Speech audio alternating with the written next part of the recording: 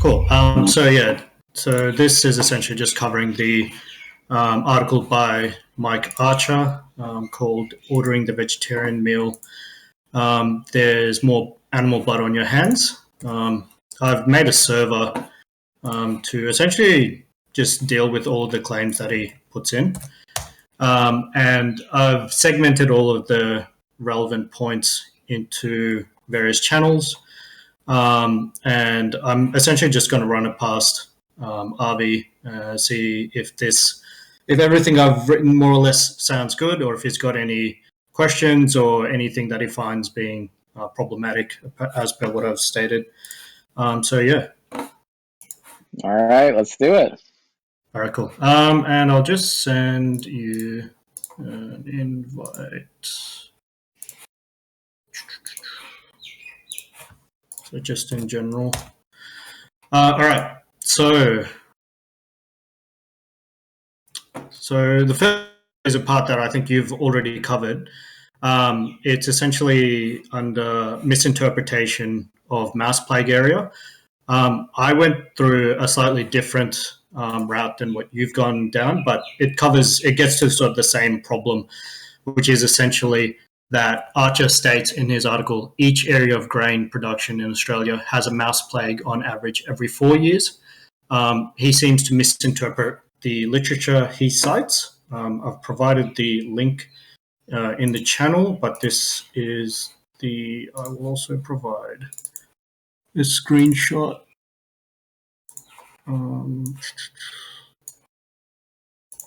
Here, just in general. So this is the actual screenshot of the article that he's quoting, and in it they say Australian crops are damaged by mice, black rats, blah blah blah, and it states essentially there's been a mouse plague somewhere in the Australian grain belt every 4 years on average since 1900.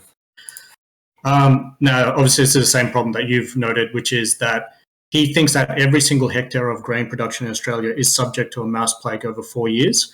Instead, it states that it's been subject to, somewhere in Australia, the grain belt has been subject to a plague every 4 years.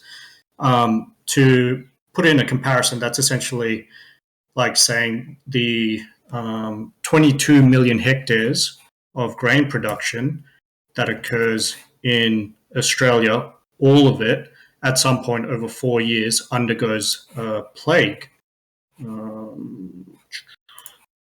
That would be a lot of plague. Yeah. So, however, and I think you actually found this study for me, there's a more direct statement from a government document, which finds that it's actually about 100,000 to 500,000 every year. Mike Archer's estimation would give us closer to 5.5 million. So that's a disparity of around 11 to 5, depending on the big end or the low end, I guess, depending on which end you go for. All good? Yeah, so the difference isn't, the difference is, so it's 22 million hectares undergoing a plague for 4 years, or 5.5 million annually, or 500,000 annually at the most, realistically. Correct, yeah. Yeah, as opposed to just saying like, okay, well, everywhere grain is grown, you get a plague every 4 years. Yeah. And that's actually covered in. There's a table coming up later, which I'll cover, which actually goes through the frequency as well. One of the studies actually has the frequency, so it's actually increased to about 4 years from about 9 years. But yeah, we'll just move on. So the next channel is deaths per 100 kilograms of protein. So with the part that you put in your channel, I think you just assumed that all of Archer's other calculations are correct, and it's still problematic. I sort of looked through the underlying statements that he made, and that still comes out problematic. But there's just going to be a disparity. So with what you've got in your channel versus what's in mine, there's going to be a disparity, but that's just because we've gone about it in a couple of different routes. But yeah, so I've sort of written out the calculations. If you've got any issues, just let me know. But I'll try and run through it. If there's any confusion or anything, just let me know. The 500 to 100,000 hectares a year undergoing plague, as we've covered. Archer states in his article that 1,000 to 500 mice per hectare is the sort of population during a plague. And he references this article. And it's a little bit strange because in the actual article, the table that is there gives different variations to what he stated. So he's given a range of 500 to 1,000. But as you can see in the table, the minor plagues are 200 to 800 and the major plague is 800 plus. And the highest number that they've got is 2,700 plus. But he seems to have gone for a round number of 500 to 1,000. So I've just continued using that just to sort of remain consistent with his calculations. Okay. Yep. And he's also calculated that around 80% of the mice are killed in the eradication process, but I'm going to two different ends, so the less charitable and the more charitable. So for the less charitable to the vegans, I'm going for the full 100% eradication. And for the more charitable, I'm going for the 80%. The 22 million hectares of grain is something we've already covered. And Archer has used on average calculation of 1.4 tons per hectare yield per year. And he gets that from this paper, which I'll post.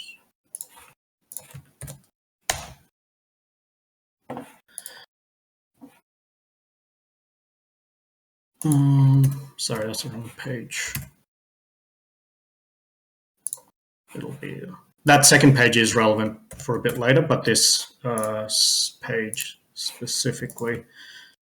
So he seems to have averaged it out to about 1.4 based on the bottom table. 1.4 what? What are the units? 1.4 tons per hectare. Okay. Let me know if you're happy for me to go on. Yeah, go on. So 1.4 tons of hectare, and this is grain per hectare of grain grown. I'm not sure if this is corn or soy or whatnot. I think it's just grain is like the whole. It's a broad like an statement. Average. It seems. Yeah, it's a broad statement without going into like which specific type. Okay, cool. Yeah. All right. And it's the protein percentage for wheat, which is the one that he's using as his sort of reference point, is 13%, which is I can get you a statement, but it's a pretty easily accessible number. So using the anti-vegetarian end of the figures or the anti-vegan, it's the 500,000 hectares, which we've covered, times the 1,000 mice 1,000 mice in each of those hectares killed per year, which gives you about 500 million mice killed per year in pest control. The tons of wheat protein from wheat is 30 million times the 13% protein, which gives us just over 4 million tons of protein. If we then input the 500 million mice times the one is the kill percentage, so all of them are killed, divided by the 4 million tons of protein from the wheat, you get 12.5 animals killed per 100 kilograms of protein, which is less than the amount that Mike Archer's calculations got, which is around, I think he said 55 times more. So he calculated about 2.2 animals are killed for, 2.2 cows are killed for 100 kilograms of protein. And he calculated about 55 times as many animals are killed in crop deaths to produce plant-based food. Does that all make sense? So that would be like 100 and change animals. Yeah, something like that. Yeah, about that. Yeah. And you've come up with what? You've come 12.5. 12.5. Okay. And is that correction? Is that correction based on the difference with the plague, or is it with the? Is there more that has been done to get that discrepancy? So I think a lot of that is basically just the difference in the area assumption. So he's obviously got the area assumption of the 5.5 million versus the 500,000 at most. Okay, cool. So that'll be it's off by around like a factor of 10. I think I calculated 77%, but yeah, there's a lower end calculation as well. 77. Wait, you're calculating. Hold on. You're getting 12, and if I'm maybe 12.5 animals killed. So he's estimated over 100. That's not 77% discrepancy. That's over 700% of a discrepancy. It's around a fact. It's almost a factor of 10. Because look, I don't know if I'm saying it wrong. 10. That's all right. I'll just sorry, go on. No worries. Oh, no. You're right. So actually, that's I'll edit that later. I'll make a note. It is a factor of 10. Okay, cool. I think I might have misinterpreted. I'll check it again, and I'll just if what you've stated is correct, then I'll just update that. I don't know if I've misinterpreted something along the way, but it sounds like I've understated it anyway. So I'll update that. Are you happy to move on to the sort of more pro-vegan? Yep, cool. So the more pro-vegan end of the figures is 100,000 hectares by the 500 mice per hectare, which gives us 50 million mice infecting the country in a plague in a year, and we assume 80% are killed. We've got the 4 million tons of protein. So it's the 50 million mice times 0.8, which is the eradication rate, divided by the 4 million tons of protein, which gives us less than one animal killed per 100 kilograms of protein. So that's less than the 2.2 animals that Mike Archer's calculation gives for the beef. And I'll have to update probably the 55 times less. Wait, so are you telling me that you go from 12 animals killed per 100 kilograms of protein to less than one just by going from a kill rate of 100% to 80%? So there's a few changes. I've gone from the 500,000 is the upper range of the land. The 100,000 is the lowest, is like the least plague area. Wait, 500. What are the units? So the 500,000 is what? Hectares. Okay, hectares of that grain are being grown on. That get plagued. Yep. Hectares that get plagued. Oh, okay. Or that are subject to plague. Okay. Correct. Yeah. Versus the more vegetarian end of the figures is 100,000. So that's the I see. Yeah. Cool. All right. It's looking at a difference between now this makes sense. Yeah, looking at a difference between what area of land is suspect or subject to plague. Okay. Yes. Yep. So that would be I guess a less plague-prone year is one way you could put it. And then the 500 is the lower end of the mice in each of those hectares that Mike Archer has assumed. Does that make sense? Yeah. So on the higher end, he's got 1,000. On the lower end, he's got 500. So in total, that gives us about 50 million mice that are of concern for plague.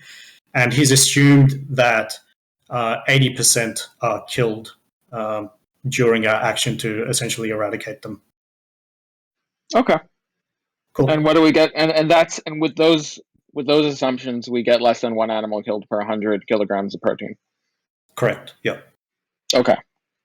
Which is important because that's actually less. Yeah, that's less than the amount of animals that would be killed for cattle if you only ate cows. Correct. Yeah. It gets a bit funny with the next one. Cool. Are you happy with that? Happy to move on to to the next subject? Yep. Yeah, cool. Sure. All right. So in this, it's this is where the second page that I originally shared comes in. Where do you want me to share it with you? Where are you in? Just so you can see the. you can, for the audience, you could post it to general chat in the AY Discord. Cool. Yeah. Because I think that's what's being recorded. Cool. All right, cool.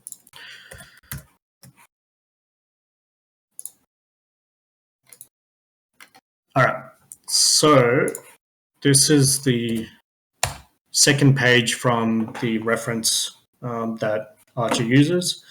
If people open that up and just look at the green table, and it's in that it's actually got domestic use and exports as well.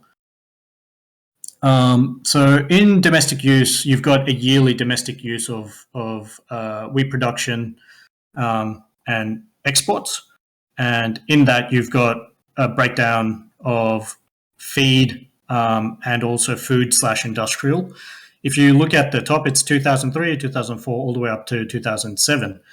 If you actually, look at those numbers at the start of 2003, at the start of the table, it's actually almost a 1-for-1 split, and then as you get to 2007, it's a higher split for 3,500 to 2,242. So that is actually the use of wheat domestically in Australia. So what I've stated is that domestically, approximately 54% of the wheat and the grain that's used in Australia is used for animal agriculture. And if we were to attribute the deaths that occur in these crops for plague eradication, would actually attribute 54% of it to crop-related deaths versus 35% for direct human consumption. Right. That wouldn't affect the animals killed per 100 kilograms of protein, though. It might, because he hasn't assumed, unless I'm getting it wrong, he seems to have attributed all of the deaths to plant-based agriculture, as far as I can see. Well, the idea is just that if you're growing wheat, you need a certain amount of... The reason it's not going to affect it is because it's a ratio. So you have like a certain amount that of wheat you're going to grow, you need a certain amount of land to grow it. You're going to decide like, okay, well, there's a certain amount of animals that are going to be killed per hectare, regardless of whether I grow it for cattle or whether I grow it for humans. No matter how much of it I grow, whether I grow little or a lot, the ratio of how many animals that will be killed per 100 grams of protein is just going to remain the same. Now, how many total animals get killed could be different, because you may grow less of it, because you're not going to grow as much of it. If you're not doing it for animals, you're only doing it for humans, you may end up growing less of it. But the ratio of how many animals are killed per protein produced is going to be the same. Maybe, and I'm not sure if I'm tracking that part, but I'll run this by you, and you let me know if there's an issue. Sure. So my understanding is that Archer has assumed that all of the grain that's used in these figures is used for essentially human consumption, and as such, all of the plague that occurs in this for the production of this food can be attributed to plant-based consumption by humans directly, whereas it looks like a large amount of it is actually used to feed animal agriculture. So the underlying figures of how much plague that occurs and the animals that need to be killed for that plague could be effectively halved, because it's actually not the same amount. The amount that are killed aren't all killed to protect human-based foods. And so for me, it would right. No, I understand that. Yeah. But the thing I'm saying, so unless there's like a difference in the rate of plague proneness in areas of land that are growing grain for animal agriculture versus areas of land that are growing for human agriculture, it wouldn't affect the ratio of animals killed per kilogram of protein produced. What it would affect is, again, unless that difference is there, what it would affect is the total number of animals killed that are attributable to crop production for human consumption. That would change, because trivially it would change because there's less of it being done. More of it's being, a slice of that pie is being used for animal agriculture. But if you ask the question, the only thing I was saying there is if you simply ask the question, well, what is the ratio of animals killed for wheat for per this amount of wheat produced? Well, that ratio is going to be the same regardless of if it's being grown for humans or animals, unless there's something different about the land that's being grown for humans and the land that's being grown for animals in terms of their plague proneness or something like that. I don't know if I'm not understanding what you're saying. We don't. Yeah, we can. Yeah, sorry, go on. Yeah, well, yeah. Basically, all I'm saying is that, like let's say, let's just real simple. Let's just say like I have 10 hectares of land, and I could produce 1,000 grams of. Let's say I produce like 1,000 grams of protein, and I kill 1,000 animals, right? Let's go with those numbers, right? Hypothetically, You following me? Yep. Now let's say it turns out that I actually produced 50 grams of cattle and 50 grams for humans. So in fact, I've used half of the land for animal agriculture purposes, and I've used the other half of land for human purposes. Following so far? Yep. Now, if I ask, well, what's the ratio of animals killed to kilograms of protein produced?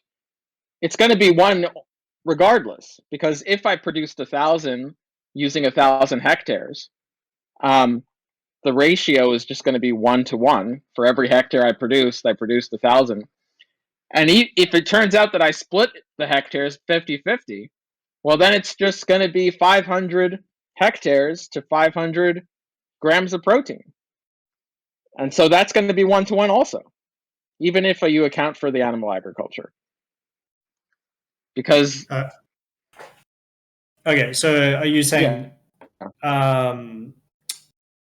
if we, regardless of how it's being used, per 100 kilograms of protein production, the amount is going to remain the same, or the ratio is going to, I guess, with the rate, ratio would be the ratio will be the same unless there's something different about the plague proneness or whatnot in those two modes of production. Because if they're the same, then the ratio is just going to stay the same. The total amount will be different. So, for example, if I'm going to kill 500, there's only, in my example I gave you, there's only 500 attributable deaths instead of 1,000 attributable deaths for feeding people with plants. But the ratio of how many are killed is still 1 to 1. All right. I'll try and I might just type it out in chat because I'm not sure if I'm tracking.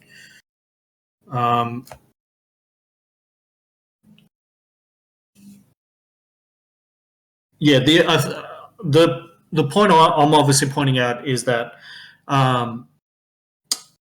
Archer has made assumptions for death rates that all of the land is attributable to human-based consumption, but you're stating that on a 100 kilogram per basis, protein basis, it won't actually matter. The ratio just follows through and remains the same unless it's a differentiating factor between the two. Yeah, the rate.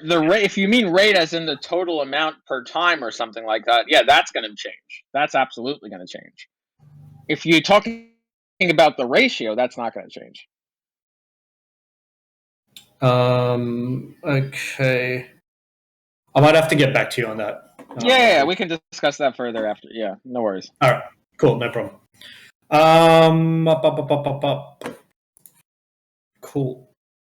I did, for the sake of the point, so I did point out that also around 12.6 metric tons in Australia is used, of that 8.8 million is used for animal feeding, and flour milling is 2.8 million metric tons.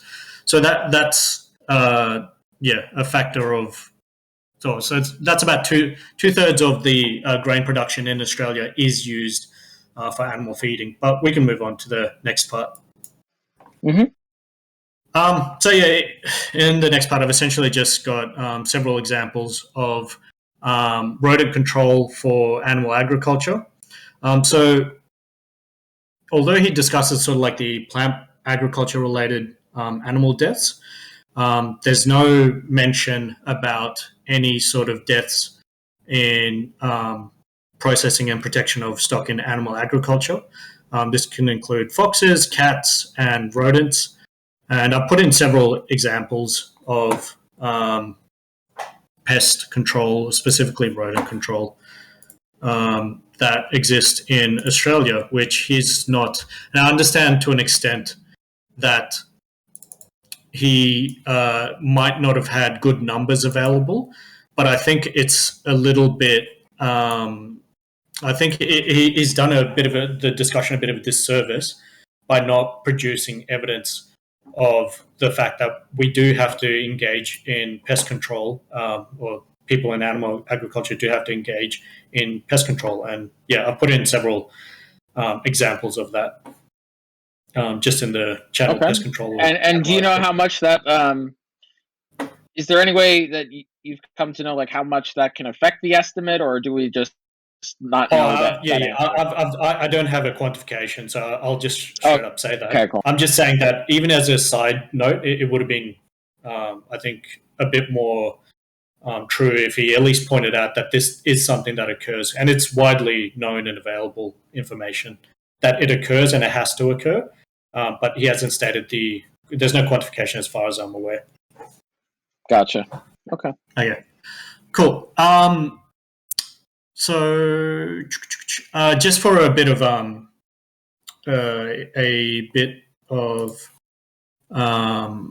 reference, I've decided to also put in the amount of animals killed in animal agriculture in Australia. So just chickens alone, it's around 650 million. And that was in the year of 2019. And in the year that he published his paper, 2011, it was closer to about 550 million. And there's some further calculations relating to kangaroos needing to be killed and a potentially plant-based vegan system, which we can calculate rodents being killed at least, and use that as a reference point. So yeah, 650 million is sort of the number to beat or to go under. And I've got the section called "Welcome to Kangas Needed to be Killed for Protein Replacement." So in that, I've got the kangaroo nutrition facts. So here, so the protein per 100 grams of raw meat seems to be pretty similar for kangaroo to say like beef or chicken. It's around 21 grams. So yeah, feel free to pipe up if you've got any corrections or anything else that you want to add in. Archer states that in a follow-up paper that 12 kilograms of meat is produced from a kangaroo carcass. So this is actually a paper that he co-authored, which I've put the citation in. And the consumption of land animal meat has been at approximately 100 kilograms per person per year for the last 15 years in Australia. And I'll put in a couple of those. And these are Australian government statistics. And obviously, Archer proposes that we replace meat consumption with standard meat consumption with kangaroos instead. So if we had to replace approximately 100 kilograms of meat by the 25 million Australian population, that would be about 2.5 billion kilograms of consumed meat a year, divided by the 12 kilograms per kangaroo, which gives us 208 million kangaroos that need to be killed per year to replace that meat consumption. So that's just in general. Let me know if you've got any issues with that. So so you're saying, if I have this right, you need to kill 208 million kangaroos to sustain the current meat consumption if you were to get it from kangaroos instead of cattle. Instead of any meat, land-based meat. Including any land-based meat, including chicken. Poultry, beef and veal, pig meat, and sheep meat, and fish is a smaller amount in Australia. But yeah, so it's approximately 100 kilograms per year. The sheep, so the fish consumption has gone up, but it's still around 90 to 100 kilograms per year per person, and 25 million people in Australia. So yeah. Okay, so over 100 million kangaroos. Over 200 million. Oh, sorry, 200 million. And this is for Australia or worldwide? Just Australia. Just Australia. Okay. All right, cool. Okay, 200 million kangaroos. Yeah. And so the most recent survey that they've got, I think they stopped taking the population of the kangaroo stats. So the most recent one we've got is from 2011, which gives us around 34 million. That's the upper range. So just to put that into context, Australia kills about 31 million sheep a year, and a large part of the push that Archer goes with this is the sort of humane part of it. And for me, I don't really see, from a discussion point, I don't really see how Australia would process 570,000 kangaroos per day. That's no weekends, no public holidays, working 365 days a year without instances of abuse. And I don't really see pragmatically how that's going to occur without some sort of larger industrial size system. That is how we process pigs. That's how we generally tend to keep and process sheep. And we would have to have 7 times the amount of sheep that we process the amount, 7 times the amount of sheep that we currently process. And even with that relatively small number, there's several instances of abuse. And I've got a trigger warning for the videos and the links that I put on, but I've essentially just got a few links of examples of abuse of treating sheep that are coming in for slaughter in Australia. And keep in mind, we're only killing 30 odd million of them a year, whereas Archer's numbers would propose probably closer to 210 million kangaroos per year. So I don't see how that doesn't occur without large instances of abuse and industrialization. So yeah, it's just a sort of thought process for me. Cool. Any questions or anything like that? No, go on. Cool. So I've also calculated out the amount of land killed, or amount of land used or required to feed a plant-based Australian population, and also a hypothetical amount of crop plague-related deaths in Australia. So this is just using the Elementa study, which has a sort of hectare per person per year. And in that, I think you'll probably be familiar with it, where the vegans require about 0.13 hectares per person per year. And I scaled it up to 30 million Australians. So that gives us a figure of 3.9 million hectares, which is less than the land required to produce grains for animals in animal agriculture currently in Australia. Okay, so the takeaway point here? So you'd only need 3.9 million hectares. Yeah, I've also got estimated plague-related deaths as well. But yeah, the 3.9 is the estimated land required to feed more than Australia's population. A little bit more than 20% more than. And this is if you're just growing plants. Yeah, if you were to move everyone to a plant-based diet. Okay, gotcha. Gotcha. Okay, I see what you did here. Okay, you went, and you took the you went with the 0.13 for vegan, presumably. Yep. Do you want me to post the study? I think no, that makes sense. Yeah, I'm familiar with the elementary study. Yeah. Okay. No, that makes sense. Okay. All right. And I used the earlier numbers that we had, so to get a ratio. I don't know if yours will still hold, but we'll have a look at. So essentially, 500,000 hectares was the upper land that undergoes plague, as we've covered earlier. 1,000 mice per hectare. So that would be obviously the 500 million mice or so, I think, across the 22 million hectares that is currently used in Australia for grain. So over the current use, it's about 22.72 animal deaths per hectare. That's obviously just we're averaging it out over the total grain land use. Yeah, cool. All right.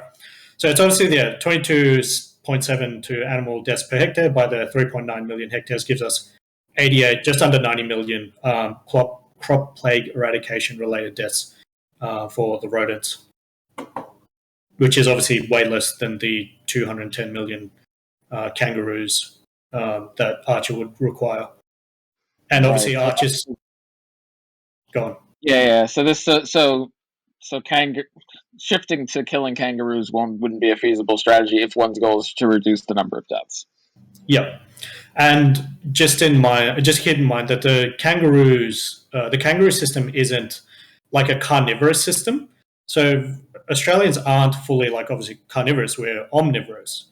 So you would still have plant-based foods, and the kangaroo deaths and the kangaroo numbers that I've calculated earlier, that just replaces the meat that's consumed in Australia. But Australians are obviously still omnivores, so you'd still have, on top of the 210 million deaths, you'd have the plague, plant-based, the plague eradication deaths that you would need to maintain the omnivorous system that Australia currently abides by. So, yeah. Okay. So there's also a statement by Archer, which is kind of silly. So that's the next part. So converting to plant-based, though. So Archer states, I'll just copy this quote into general. Most of Australia's arable land is already in use. I think I've got the actual screenshot. Most of Australia's arable land is already in use. If more Australians want their nutritional needs to be met by plants, our arable land need to be even more intensively farmed. This will require a net increase in the use of fertilizers, herbicides, pesticides, and other threats to biodiversity and environmental health. Or if existing laws are changed, more native vegetation could be cleared for agriculture. An area the size of Victoria plus Tasmania would needed to be produced the additional amount of plant-based protein. Obviously, this is just sort of a weird conceptual problem because, if more Australians switch to being plant-based, we wouldn't need more land. We would just repurpose the land that's currently being used. And based on the fact that you need a lower ratio, you would actually need less land. So that just fails on a sort of conceptual level, if that makes sense. Yeah, it's a common theme that pops up all the time. Really weird, but yeah, I don't know why it still goes on. Yeah, so that's kind of a funny one. But yeah, Archer moves on to making statements about Australia's historical land clearing. So he states that since Europeans have arrived on this continent, we've lost more than half of Australia's unique native vegetation, mostly to increase production of monocultures of introduced species for human consumption. Now, he doesn't go on about what they were used for. What part of the reason that this land clearing has occurred is due to the sheep industry, and the deforestation was to create land for sheep and cattle. He also, so he doesn't really make that distinction. This isn't a huge point, but I thought it's worth covering. It's also interesting that recently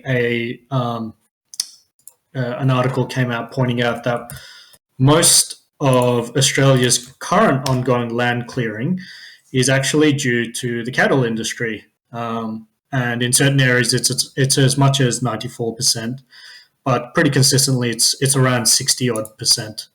I do have the actual article there as well, just in my channel. And probably just getting towards the end. So we've got kangaroo meat health claims. So in the article, Archer actually states, I'll get the direct quote. Sorry. That kangaroo meat produce an exceptionally healthy low-fat meat, and he provides this paper in support. Now, it's not a study. It's essentially just a newspaper article having a discussion with a couple of local, I think, dietary scientists. And in it, they essentially just cover immune response to Wagyu beef, but not kangaroo meat. And that's it. There's no further evidence about why it's exceptionally healthy. And even in the article, they actually state it's too soon to say whether this might matter to our health.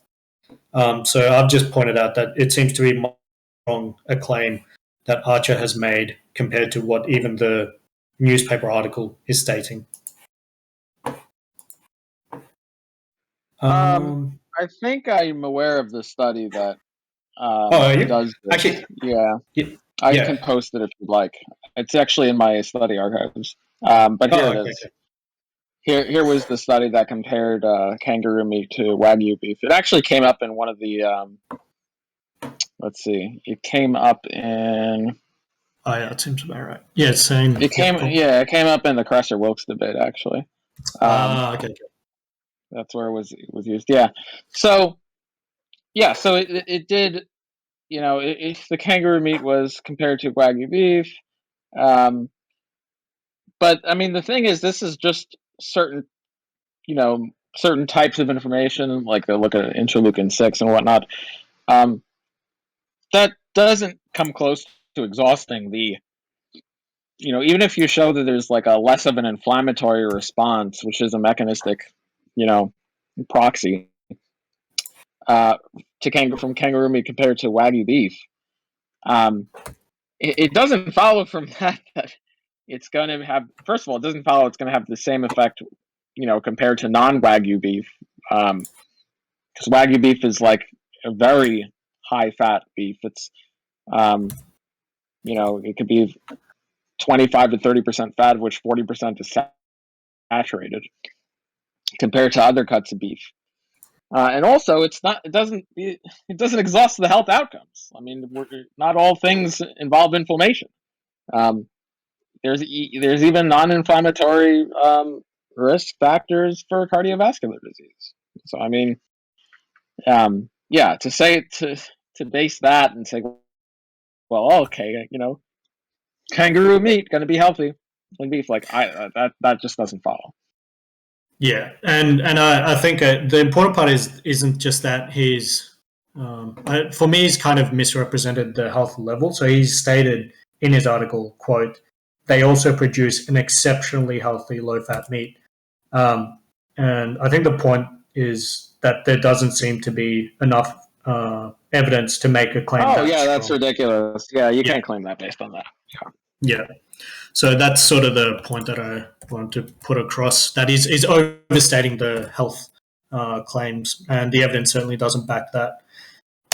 Also, just as a side note, I thought it was kind of hilarious that he didn't provide like the actual study, and he's provided this journal like a paper article. I would have thought he would do better, but because I don't know about you, but as well. Yeah, I don't know about you, but because especially if he's a professor, I think even if you're doing a bachelor's in Australia, in a Bachelor of Health Science in Australia, that would probably be close to an instant fail for your assignment if you provided something like that rather than the original article. So you would think he should know better as a professor, but anyway. Yeah. Oh, it's really weird. Yeah, no, it's a pet peeve for sure. And I've just covered why I'm still going over this article, even though it's like 10 years old now. It just seems to repeatedly pop its head up every now and then, and I don't know if it's annoying me more because I'm Australian and maybe I just see more of it more often. But I was at an inquiry, a parliamentary inquiry, a couple of years ago before COVID. So what had happened is that on the second anniversary, I think it was, of Dominion, animal rights activists essentially sort of shut down large parts of the city or certain parts of the city. This included in Melbourne, where they essentially blockaded one of the major streets in the city centre to essentially garner attention and to point out the sort of atrocities that were occurring in animal agriculture. There was obviously a bit of a backlash from that, though, and that resulted in a parliamentary inquiry, and there was talks about potential ag-gag laws and very serious criminal laws coming in against animal rights activists. And as part of the inquiry, they brought in animal rights activists and questioned them and farmers as well. But I do have a couple of transcripts where Archer's paper in 2019 comes up. So Bev MacArthur, who is a conservative and very pro-farming and doesn't give a shit about animals, and who apparently didn't bother looking at the animal rights activist submissions or any of the animal slaughter videos that were presented as evidence. She apparently sat there playing on her phone. She did ask and challenge one of the animal rights activists, saying, quote, "Would you like to comment on Mike Archer, professor in the Faculty of Science at the University of New South Wales, who has said that roughly 25 times more sentient beings die to produce a kilo of protein from wheat than a kilo of protein from beef?" And then later on, so these inquiries occurred across the state, and there was probably about 4 or 5 of them. And this came up later on as well. So on the other end, Andy Medic, who is a Animal Justice Party member, who's obviously vegan and pro-animal rights activist, pointed out that the Archer report, has been refuted over 20 times by his peers, and his methodology has been thrown out by as much as 400%. I'm not sure if that's accurate, but it's just to point out that it still comes out as sort of a stick in the mud for a lot of vegans and becomes a bit. Well, it's not accurate. Out by as much as 400%. It's actually more than 400%. Because remember, like a factor of 10, it's 1,000%. Yeah. So that's sort of my motivation for pushing on for this paper, I guess, and even though it's over 10 years old or so.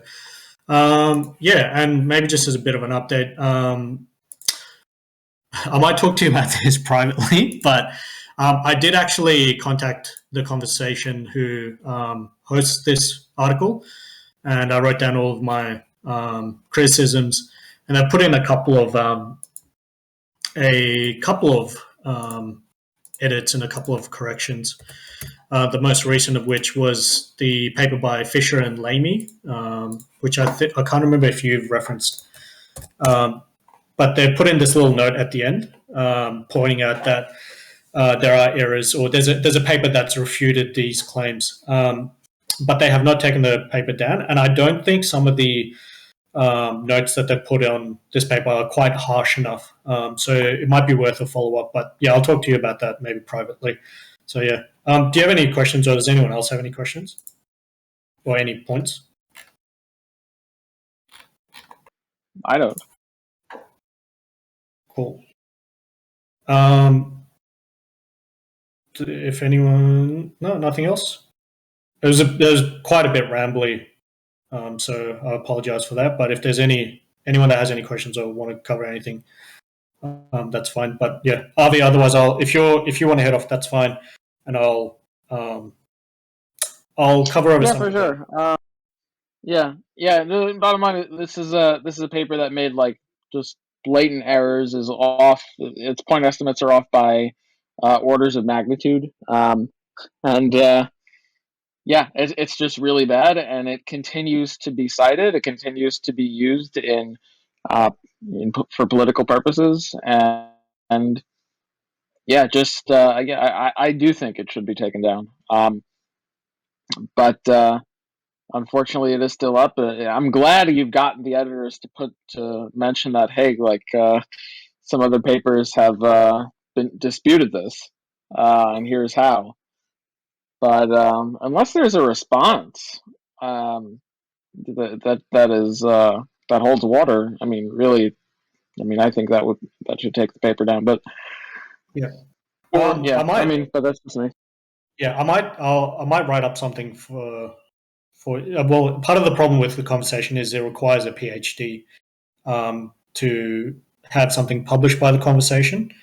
So yeah, I might talk. That was what I was going to discuss with you. Because if you put in for them to take it down, that will be taken more seriously because you do have really relevant qualifications.